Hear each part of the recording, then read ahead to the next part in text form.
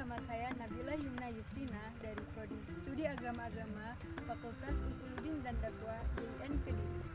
Di sini saya akan menjelaskan tentang Immanuel Kant dan pemikirannya. Merupakan salah satu filsuf besar Jerman pada abad ke-18 yang lahir pada tanggal 22 April 1724 di Königsberg, Rusia Timur, Jerman.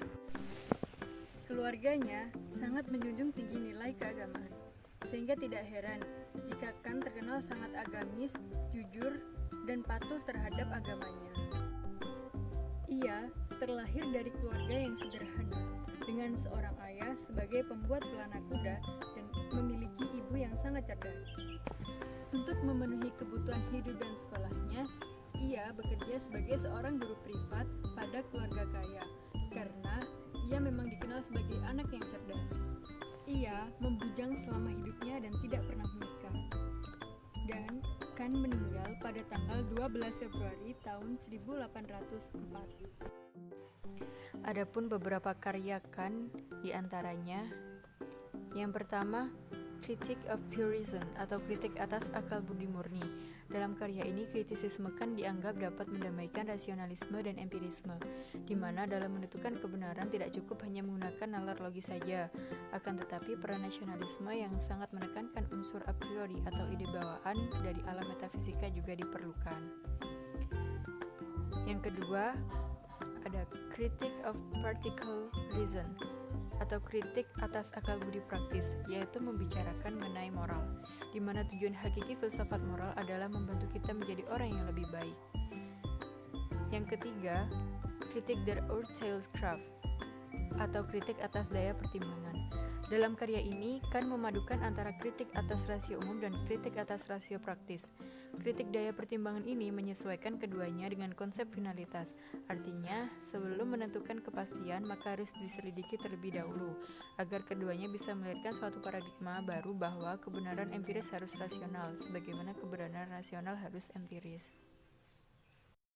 Selanjutnya adalah konsep etika menurut Immanuel Kant.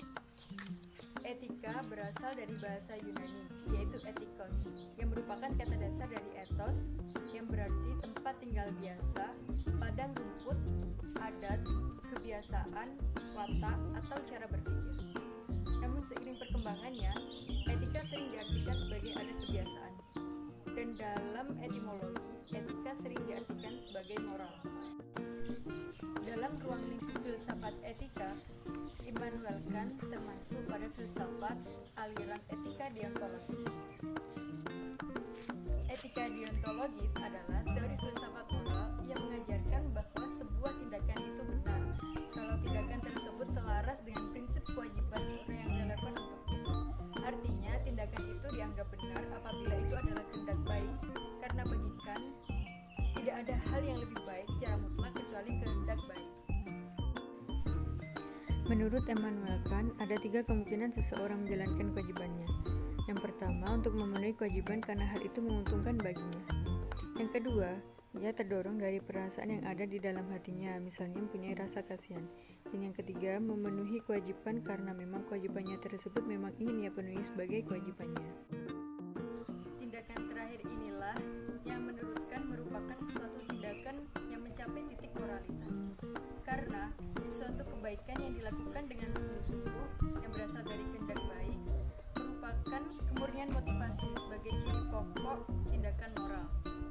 Dan kemurnian ini tampak dari sikap mentaati kewajiban moral demi hormat terhadap hukum norma yang mengatur tindak lakunya, bukan demi alasan lain, dan inilah yang dinamakan paham deontologis penuh.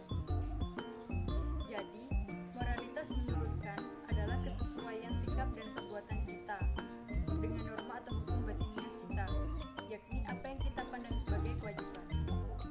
Bagi Kant, kewajiban merupakan salah satu tolak ukur boleh atau tidaknya suatu tindakan dilakukan. Dan di sini, pengetahuan berperan sangat penting. Hal demikian berguna untuk memilih tindakan mana yang baik dan mana yang buruk, mana yang boleh dilakukan dan mana yang harus ditinggalkan. Sekian video dari saya. Semoga video ini dapat bermanfaat untuk kita semua. Wassalamualaikum warahmatullahi wabarakatuh.